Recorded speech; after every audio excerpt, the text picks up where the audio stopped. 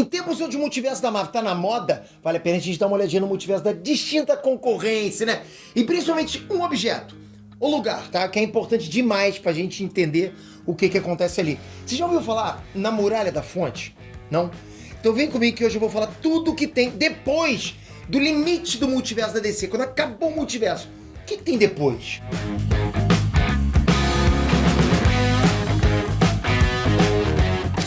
Inestrantes, Peter aqui.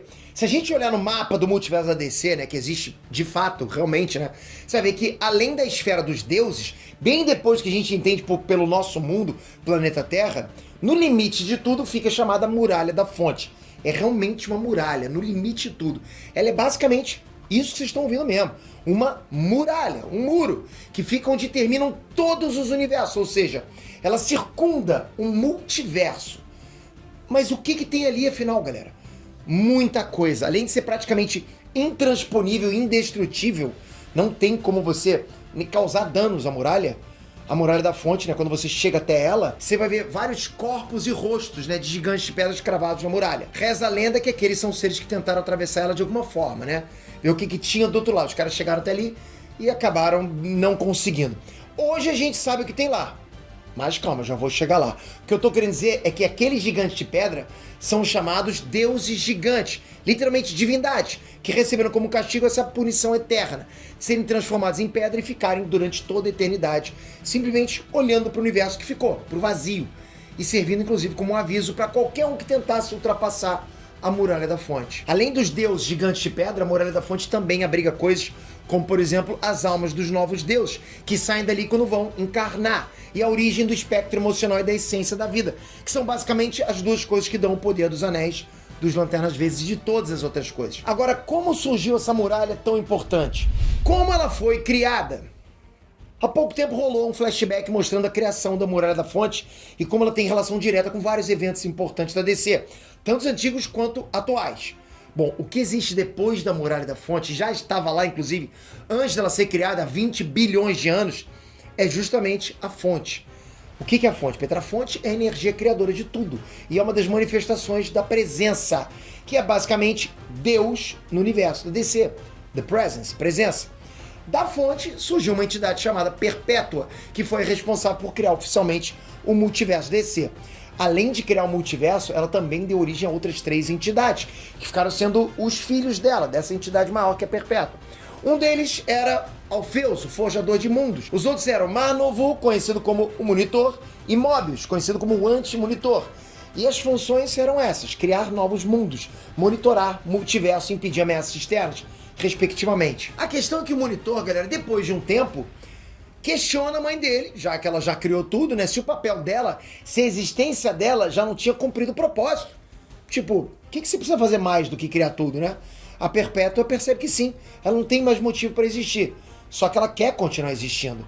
Por conta disso, ela forma um exército gigantesco e se prepara para enfrentar qualquer coisa mais poderosa do que ela, que pode vir da fonte em algum momento. Ou seja, em algum momento a Perpétua espera que algo desse tipo aconteça, que algo enfrente ela, por isso ela se preparou.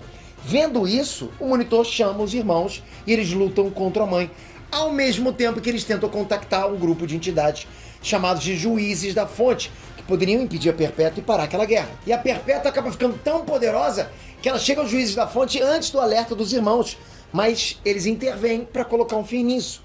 Os Juízes da Fonte condenam a Perpétua a observar todo o crescimento do multiverso, sem poder interferir em nada. Ela então aprisionada numa muralha nos limites do universo. E é dito que em algum momento ela vai sair de lá para ser julgada diretamente pela fonte. Essa é então a história da formação da Muralha da Fonte, que ainda tem 2 desdobramentos.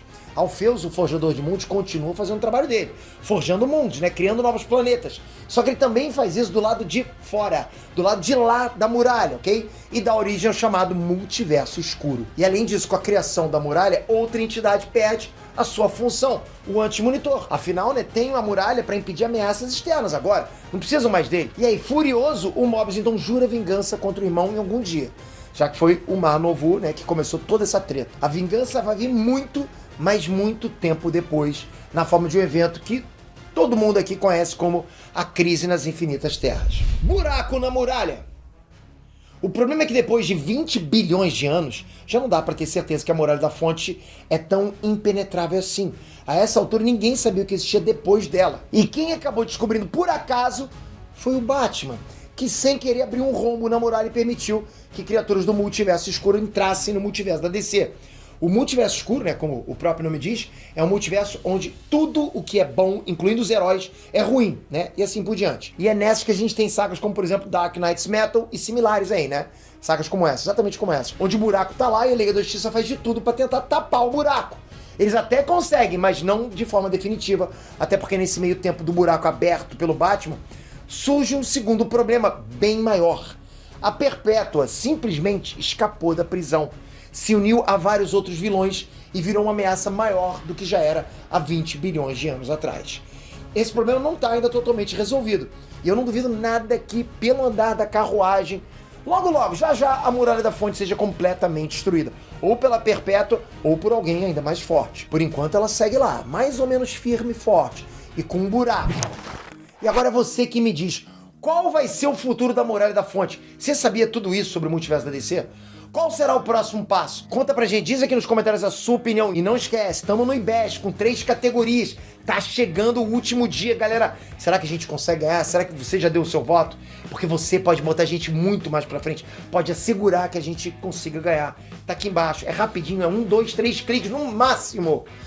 De verdade, 12 segundos você vai perder pra votar e você vai dar uma moral muito grande pra gente.